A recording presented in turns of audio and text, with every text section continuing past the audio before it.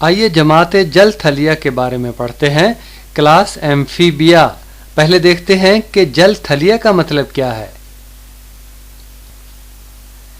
وجہ تسمیہ، اس جماعت کا نام جل تھلیہ کیوں رکھا گیا ہے، اس کی وجہ کیا ہے. تو جل کا مطلب پانی، جیسے پہلے کچھ الفاظ ہیں آپ دیکھیے گا. جل پنچھی پہلا لفظ ہے، پانی کا پنچھی، پانی کا جانور، پانی کا پرندہ. اور دوسرا ہے جل پری، ایک خیالی مخلوق جس کا چہرہ عورت جیسا اور باقی جسم مچھلی جیسا ہوتا ہے. خیالی ہے، عملی طور پر اس کا وجود نہیں ہے. ویسے جل پری کا مطلب پانی کی پری ہوتا ہے. اور تیسرا لفظ جل ترنگ، پانی کی موج، ایک قسم کا ساز یا باجا.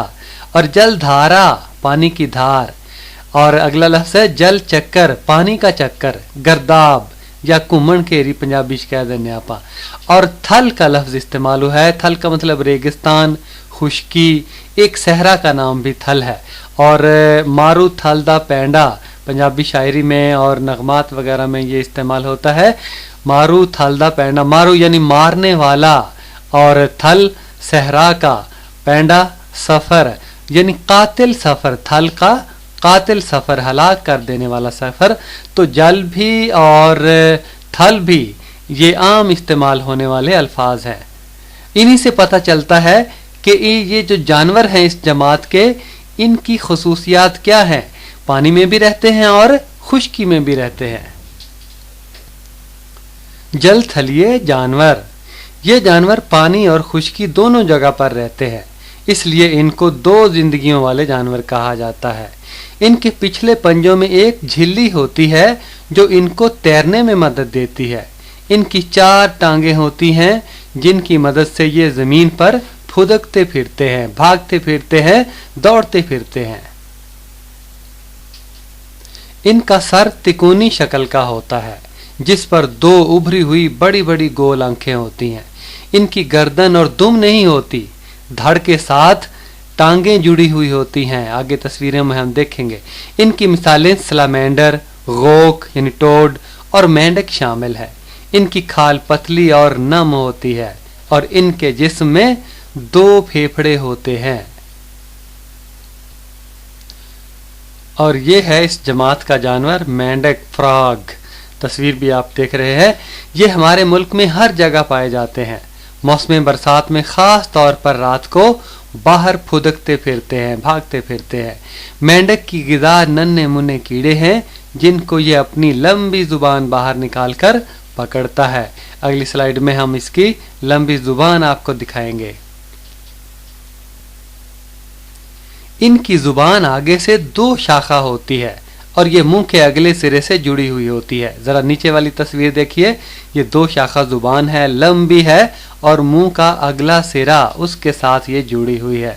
مینڈک کی پانی کے اندر ہی انڈے دیتی ہے. مینڈکی پانی کے اندر ہی انڈے دیتی ہے اور ان کی نشو و نما بھی پانی کے اندر ہی ہوتی ہے، اندر ہی بڑھوتری ہوتی ہے. اس کے بعد مکمل مینڈک خشکی پر آ جاتا ہے. مینڈک سردیوں میں زمین کے اندر جا کر چھپ جاتے ہیں، نہ کچھ کھاتے ہیں نہ باہر نکل کر اچھلتے کودتے ہیں، اس لیے ٹھنڈے موسم میں زمین پر ہمیں نظر نہیں آتے. ان کا اس طرح زمین کے اندر چھپ کر سوئے رہنا عمل نوم سرمائی کہلاتا ہے. ہائبرنیشن، نوم کا مطلب نیند اور سرمائی کا مطلب سردی. نوم سرمائی، الصلاۃ خیر من النوم، نماز نیند سے بہتر ہے. صبح کی اذان میں ہم یہ لفظ سنتے ہیں. تو عمل نوم سرمائی سردیوں میں مینڈک کا سوئے رہنا، اس کو عمل خوابیدگی بھی کہا جا سکتا ہے.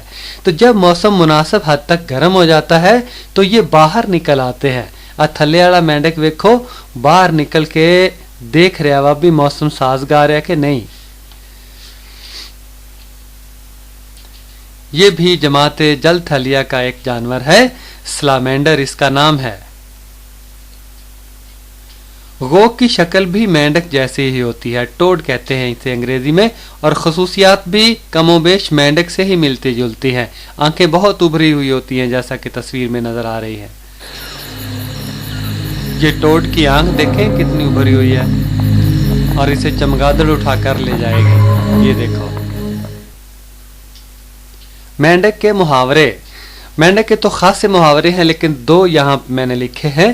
पहला है मेंढकी को जुकाम होना, यानी किसी आदमी की हैसियत वो ना हो जिसके बारे में वो फूटे मारता हो। दूसरा है मेंढक की तरह टर्राना, शोर मचाना। क्यों मेंढक की तरह टर्रा रहे हो, आराम से बैठ जाओ। अगली जमात है जनाब जमात हवाम या जमात रींगणिया, क्लास रेप्टिलिया। इस जमात में सारे जानवर रींगते हैं, रींग कर चलते हैं। इस जमात के अक्सर जानवर खुश्की पर रहते हैं। चंद जानवर पानी में भी तैरते हैं, मसलन मगरमच्छ, घड़ियाल वगैरह। ये जानवर फेफड़ों के जरिए सांस लेते हैं। इनके बाजुओं के दो जोड़े होते हैं। अगला जोड़ा उसमें छोटे बाजू हैं और पिछला जोड़ा जो है उसमें कदरे बड़े बाजू आपको नजर आ रहे हैं। इनके पंजों में नाखून होते हैं, पंजों में आप देखें नाखून भी नजर आते हैं और इनसे ये चीजों को पकड़ते हैं। इनके जबड़ों में दांत होते हैं जिनसे ये चीजों को काटते हैं। देखें मगरमच्छ ने मछली पकड़ी हुई है और उसे दांतों से काट रहा है। ये जानवर खुश्की पर अंडे देते हैं जिनसे कुछ मुद्दत बाद बच्चे निकल आते हैं। ये सभी सर्द खून वाले जानवर हैं, कोल्ड ब्लडेड। आपको याद होगी तारीफ, सर्द खून वाले जानवर कौन से होते हैं और गर्म खून वाले कौन से होते हैं। अगर याद नहीं तो दोहरा लीजिए, याद कर लीजिए। ये है डायनासोर, इसका ताल्लुक भी इसी जमात से है। अब तो ये दुनिया से नापैद हो चुके हैं, खत्म हो चुके हैं। आपने सुना होगा कि पहले जमानों में जमीन पर बड़े बड़े डायनासोर रहा करते थे। वो बहुत बड़े बड़े जानवर होते थे, मगर वक्त गुजरने के साथ साथ खत्म हो गए।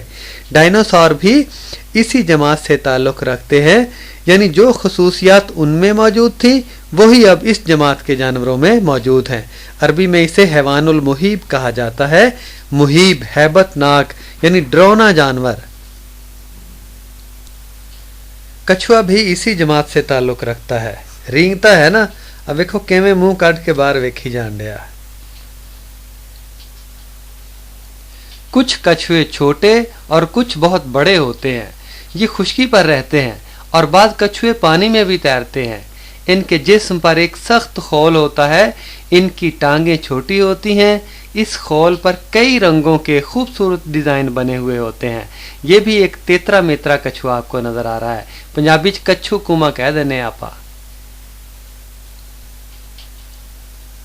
सप्पां दे पुत्तर कदी मित्र नहीं बनदे, भावें चोड़ियां दुध पियाइए, सियाने आख्या। तो ये सांप है, स्नेक, सांप के बारे में हम पढ़ते हैं। सांप भी एक हवाम है, यानी रेंगने वाला जानवर है। इसकी टांगे नहीं होती, मगर फिर भी ये अपने उजलात यानी पट्ठों और पसली की हड्डियों की वजह से नहायत तेजी से हरकत करता है। सांप के मुंह में दो दांत होते हैं जिनका ताल्लुक दो नालियों से होता है। इन्हीं नालियों के जरिए जहर आता है। जब ये किसी को काटता है तो जहर उसमें मुंतकिल कर देता है। कई किस्में होती हैं इनकी भी। इन नालियों के पीछे जहर से भरी हुई दो थैलियां होती हैं। जब सांप किसी को काटता है तो जहर नालियों के जरिए दांत में आ जाता है और फिर शिकार के जिस्म में दाखिल हो जाता है। ये दो मुंह वाला सांप भी होता है जिसे दुमुई कहते हैं आम जुबान में। ज्यादातर सांप तूली रुख पर चलते हैं, मगर ये सांप देखें, ये अर्जी रुख पर चलता है। देखें ये किस तरह के निशानात छोड़ रहा है और बिल्कुल अर्ज के रुख जा रहा है। सांप के जबड़े बड़े मजबूत होते हैं और लचकदार होते हैं। ये देखें आहिस्ता आहिस्ता पूरा अंडा निकल गया है।